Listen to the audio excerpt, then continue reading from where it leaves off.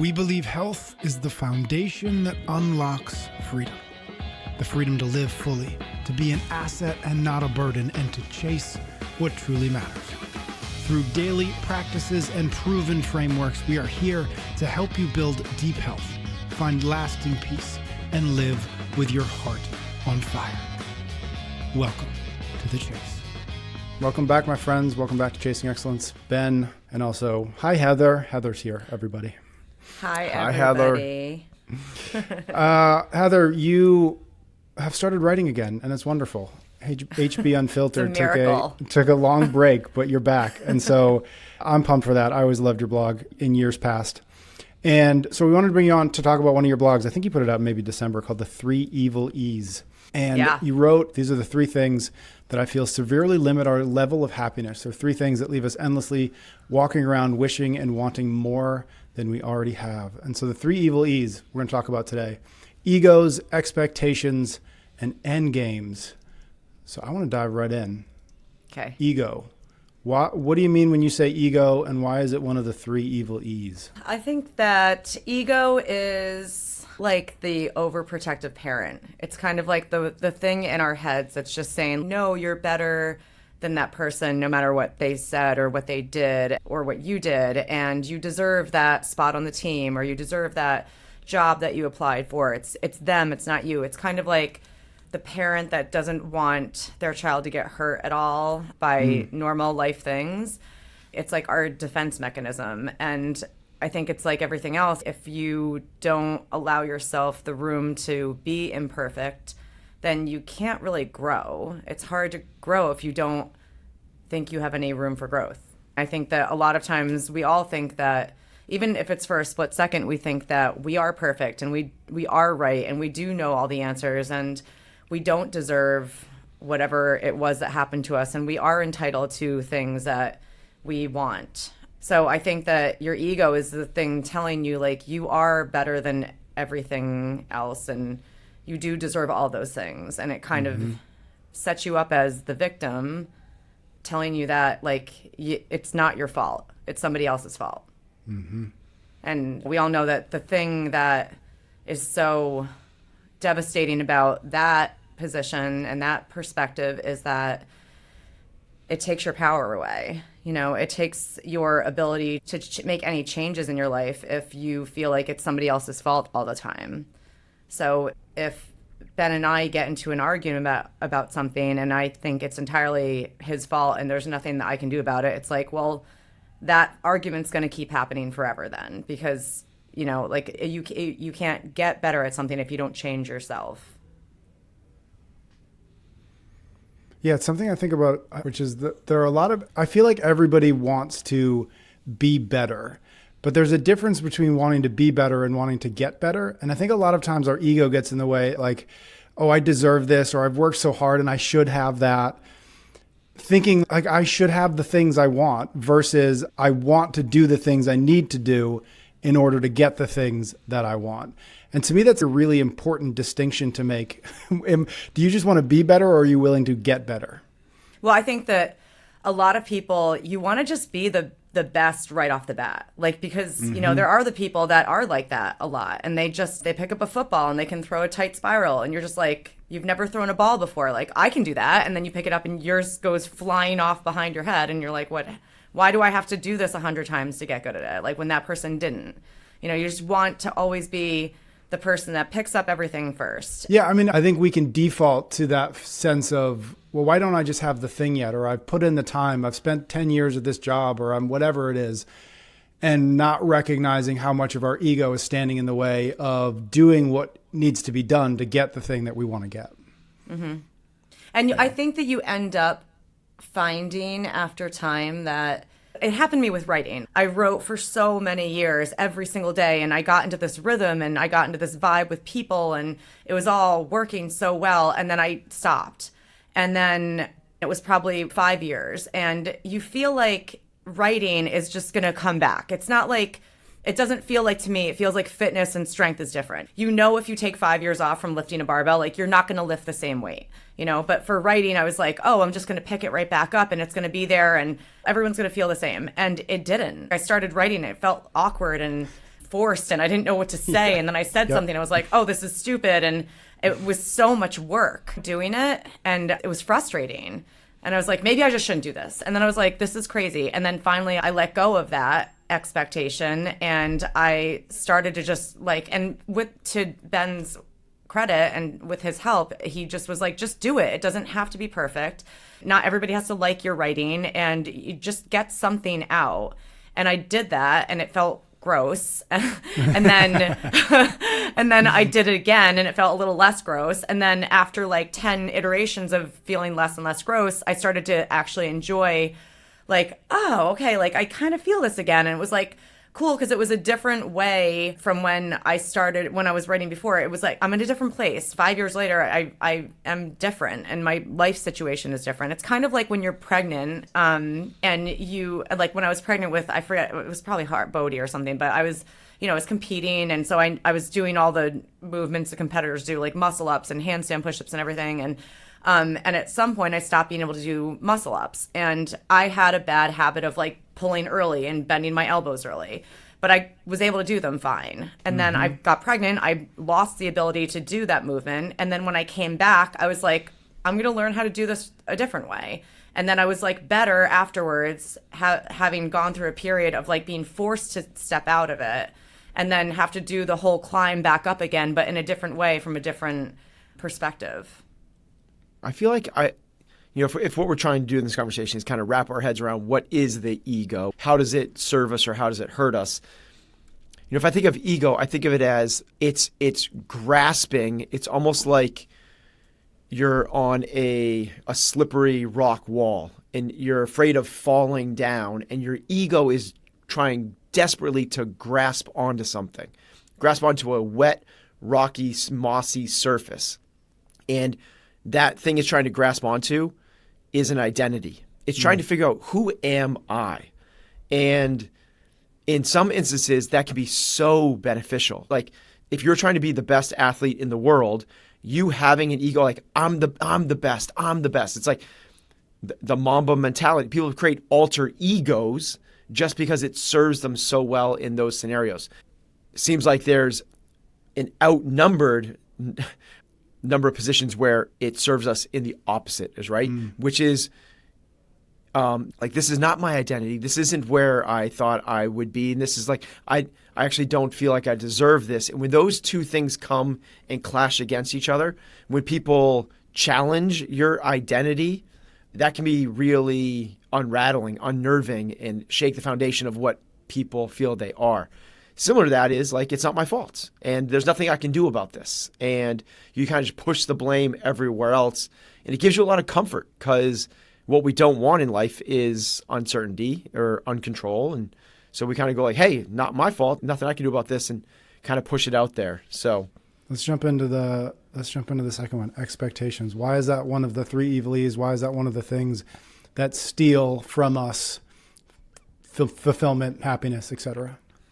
So when I wrote about this, I said, it's like, okay, I love Pinterest. I'm like a girl that loves Pinterest. And I've gone through massive projects like our home renovation where I just like, without it, we wouldn't have the home that we have right now. And if I were getting married right now, I'd probably use Pinterest to do this. And it's these, if some guys don't know what it is, it's basically like a big board in your account, and you get to pull things off the internet, all your like favorite things that you see that you love, you just put them on there. And I feel like with expectations, it's like this lifelong Pinterest board that you just like in your head, you like watch a movie and you're like, oh, I love that girl's wedding dress, I want to have that. And then you see this relationship and you're like, oh, I want to have a home like this someday with this many kids, and my husband should look like this, and I want to work or not work in this situation and travel to these places and drive this car and wear clothes like this. And so you have all these expectations of what your life is going to be like. I dreamt of like, when I was in college, of me and my girlfriends all being like best friends and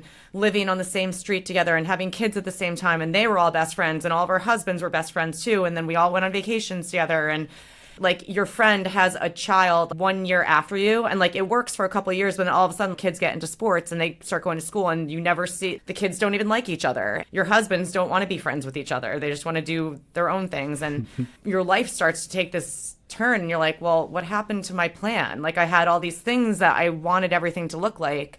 And what I think sometimes happens is your lens gets really fogged up with all these expectations that you had, but you also have this amazing life that isn't lining up with the way that you thought it was going to, but you keep remembering all these expectations you had, and you can't appreciate what you have in real life now.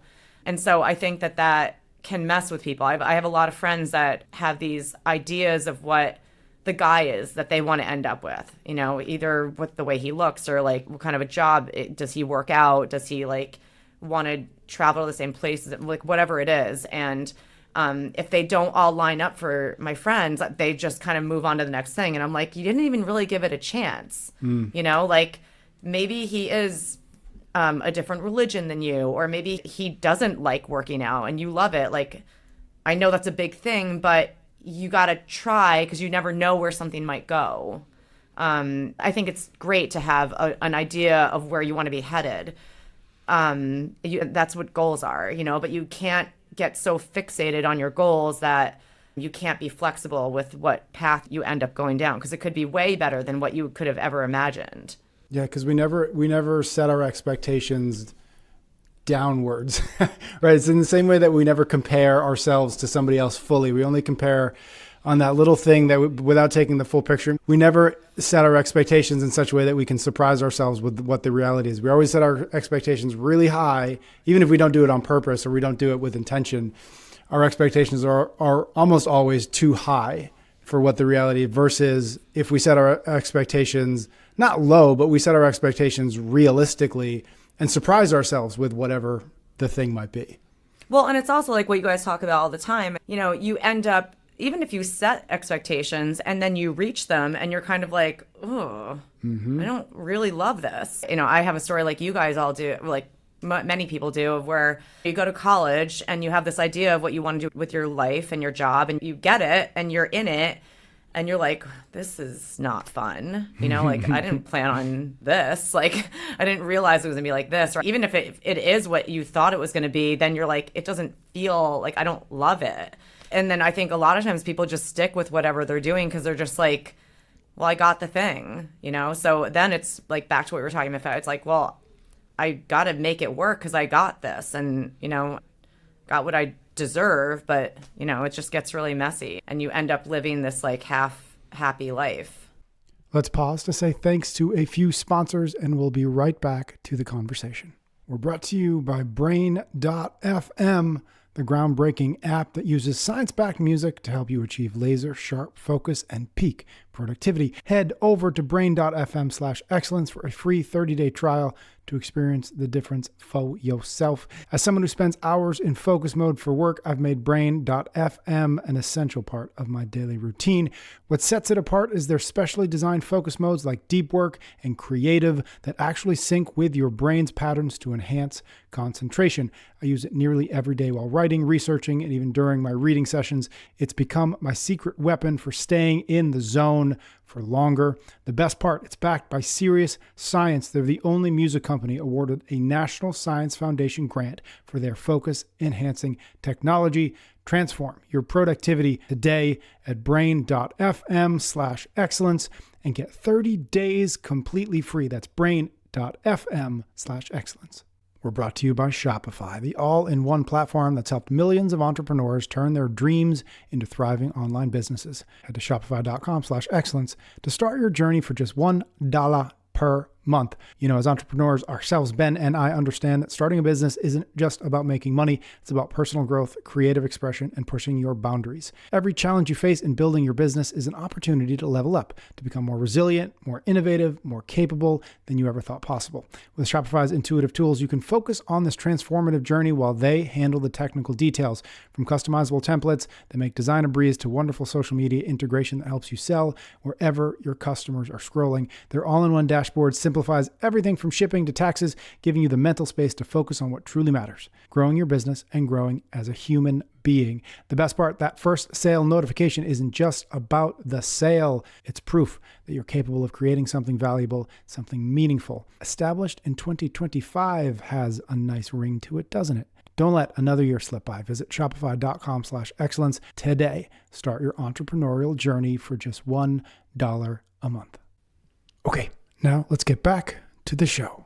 One of the frameworks we talk about a lot, and Heather and I read this book at similar times, was the Mo Got It, Solve for Happy book, which lays out the framework of happiness is reality minus expectations. So if your reality is lower than your expectation, we talk about this a lot, right? If you think that you're going to come in 10th place at the CrossFit Games and you come in 5th, you're pumped. Yeah. If you think you're going to win the CrossFit Games and you come in 5th, you're bummed. The idea behind that is not to, this is what people, when they hear that, they're like, so just lower expectations, it's not that at all. Like, that's just not what it is. Create the highest expectations you can. But your happiness should not be tied to the results and realities of the situation you're in. That's the whole difference to that, is you have to be willing to accept realities regardless of where you put your goal setting. I'm not saying don't set the goals of don't try to win the CrossFit Games. It's not that at all. But tying your happiness to the results is the evil part of that, as Heather says. You know, it's the if you're tying it to expectations. As Heather said, like, I have this image of this person that I want to marry, you know, this guy that I want, and anything that doesn't measure up to that is going to be a disappointment. Well, guess what? You have to also kind of work with the reality of what you're presented with. And that's one of the biggest misalignments, is this radical acceptance of reality. It's why we work so hard on this framework of the realist. The realist accepts reality. You know, like the extreme examples of that are prisoners of war. Like, if you can't accept that, nobody expects that. Nobody wishes or wants for that. But that's your reality. Not your choice, but it's the reality which you presented. If you continually smash your head against a wall because your reality is not meeting your expectations, you're gone. We know this from the Stockdale paradox and the research. You die. That's how extreme that is. If you have the ability to accept your realities, not only can you survive, but you can put yourselves in pretty advantageous positions, like Stockdale, who was a leader to so many around him, like Frankel, who was in Auschwitz and concentration camps for 4 years. Those are people that are put in the worst possible situations, so far removed from anything that anyone would expect or want out of their lives, yet they radically accepted their positions and did the best that they could with them. We've only got a few more minutes left with Heather before she's got to run. So let's jump to end games. What are end games, and why do they steal our happiness? End games it's the time when you've done the thing.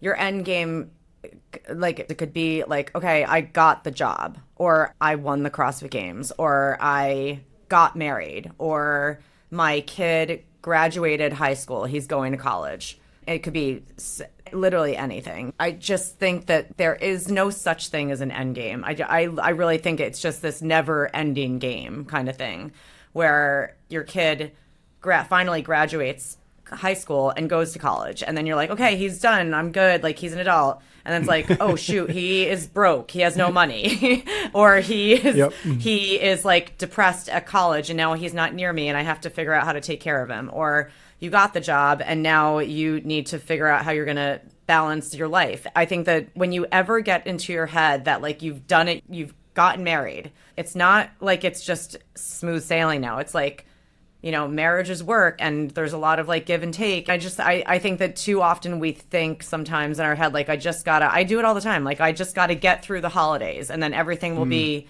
good, and I won't be stressed out anymore. I'll be able to sleep again, and I'll feel better. Or I just gotta, whatever it is. And it's not always these big things like marriage and kids going to college and kids getting married. It's day-to-day things also. It's I just gotta get my workout in, and then I'll be fine. It's the day goes on, and there's always more. There's always going to be something else that's going to, it's what you guys say all the time. It's it's always going to be hard. Nothing's ever going to happen and then everything's going to be easy.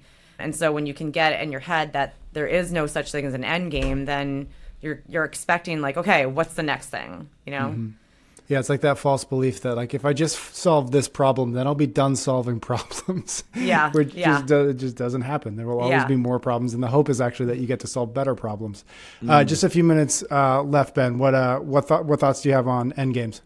It's what we talk a lot about. It's the I'll be happy you win. ... Right? I'll be happy you win, as Heather said.